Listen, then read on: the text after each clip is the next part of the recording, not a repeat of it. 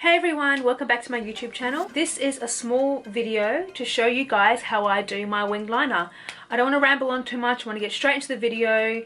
Let's go. So the gel liner that I use is, I switch it up every now and then, but I always really go back to this one because it's quite black, and I love my, my winged liner quite defined and dark. So the one I'll be using today is the Wicked Gel Liner by Sigma. That's it there in the pot. The brush I'll be using is Sigma brush, and it is the Sigma winged liner in the E06. I'll just get a little bit onto my hand, warm it up. I love this brush because it's slant. So if you could see there, like see the way it's so small, precise and slant. I feel like when I use this, it's easier.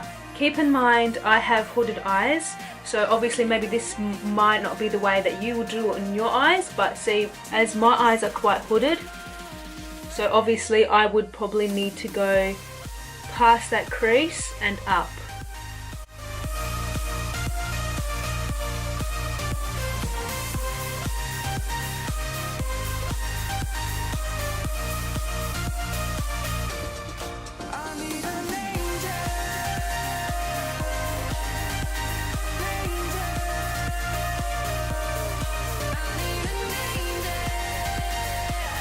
Seriously you guys, this is the best brush. If you're a beginner or even if you're a pro, this is my go-to brush. Beautiful, beautiful brush. I always use this one. A quick tip with the Sigma gel, the Wicked Gel, close it up as soon as you finish using it. As soon as you put some on your hand, close it up ASAP because you don't want your gel liner to dry up. But other than that, I hope you like the look. This is it. I usually wear a wing liner every day.